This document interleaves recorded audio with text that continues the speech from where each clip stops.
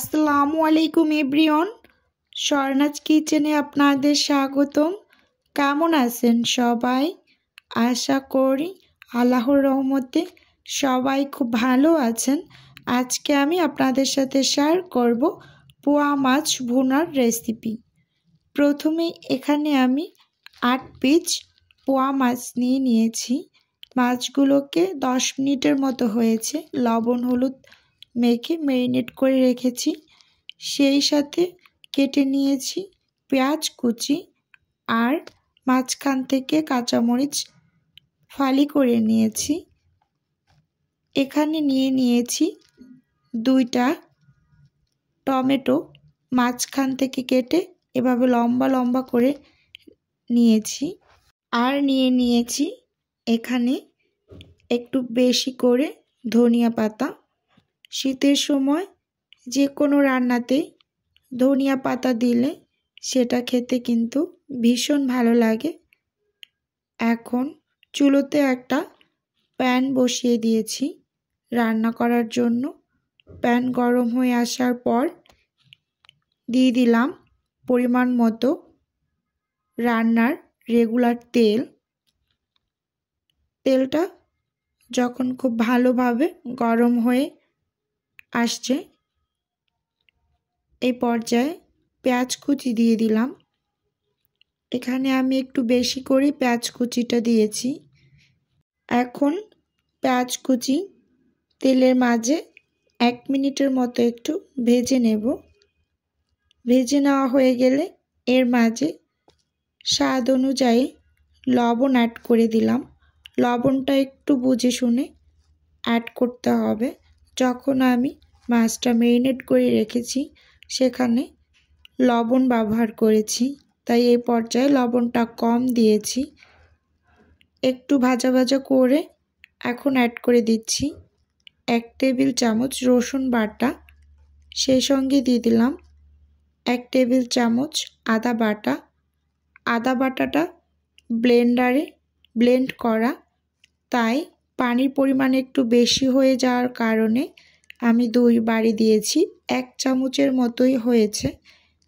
খুব ভালোভাবে ভেজে নিয়েছি।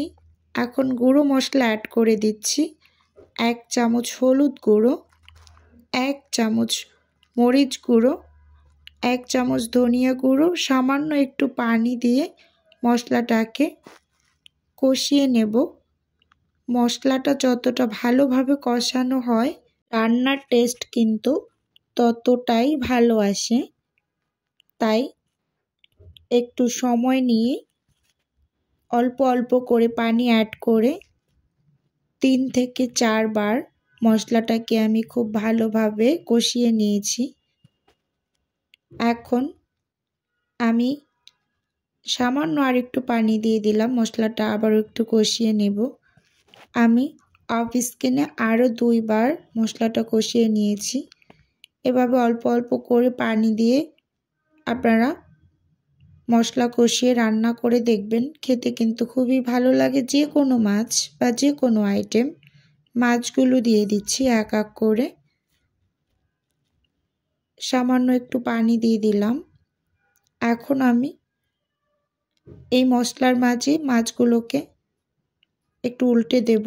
যেহেতু পোয়া মাছ খুবই নরম, আর উল্টানোর সুযোগ হবে না, তাই এই প্রথমেই একটু উল্টে দিচ্ছি মশলার মাঝে দিয়ে ঢাকনা ছাড়াই একটু কষিয়ে নেব। দেখতেই পাচ্ছেন মাছগুলো কিন্তু উল্টে নিয়েছি। এখন আমি মাছটাকে ঢাকনা ছাড়াই একটু কষিয়ে নিলাম। এর মাঝে এখন অ্যাড করে দেব টমেটো। এভাবে আস্তে আস্তে টমেটো দিয়ে পোয়া মাছ ভুনা করলে সেটা খেতে অসাধারণ হয়ে থাকে। আপনারা একবার হলেও বানিয়ে খেয়ে দেখবেন। উপর থেকে কাঁচামরিচ দিয়ে দিলাম 3টা, আর দিয়ে দিলাম 1 কাপ পানি দিয়ে হালকা করে একটু নেড়ে দিচ্ছি। খুবই ভয়ে ভয়ে নেড়ে দিচ্ছি, কারণ মাছটা খুবই নরম, ভেঙে যেতে পারে। তাই আলতো করেই একটু নেড়ে চেড়ে নিচ্ছি। অবশ্যই একটু আলতো করেই মাছটা নেড়ে নিতে হবে।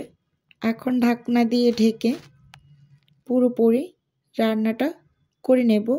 এর মাঝে আমি ঢাকনা খুলে একবার একটু নেড়ে নেব হালকা করে দুই সাইড থেকে। ভিডিওর এই পর্যায়ে এসে প্রতিদিনের মতো আমার প্রিয় আপু এবং ভাইয়েদের উদ্দেশ্যে একটা অনুরোধ রাখছি, আমার ভিডিওর কোনো অংশ যদি আপনার কাছে একটুখানি হলেও ভালো লেগে যায় তাহলে অবশ্যই চ্যানেলটি সাবস্ক্রাইব করে আমার সাথে থাকার অনুরোধ রইল। আর হ্যাঁ, ভিডিওর শুরুতে একটা লাইক দিয়ে ভিডিও দেখা কন্টিনিউ করবেন। আপনার একটা লাইকেই কিন্তু আমার ভিডিওটা আরও 8 থেকে 10 জনের কাছে পৌঁছে দিতে সাহায্য করবে। এখন ঢাকনা খুলে উপর থেকে আমি ধনিয়া পাতা দিয়ে দিচ্ছি। আমি কিন্তু ধনিয়া পাতার পরিমাণটা একটু বেশিই দিচ্ছি, কারণ আমার কাছে ধনিয়া পাতার ফ্লেভারটা যে এতটা পরিমাণ ভালো লাগে যা বলে বোঝাতে পারবো না।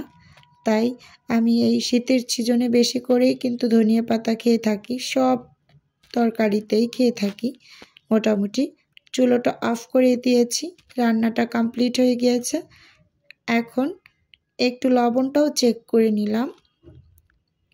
ঢাকনা দিয়ে ঢেকে আমি আরও 8 থেকে 10 মিনিটের মতো রেখেছিলাম।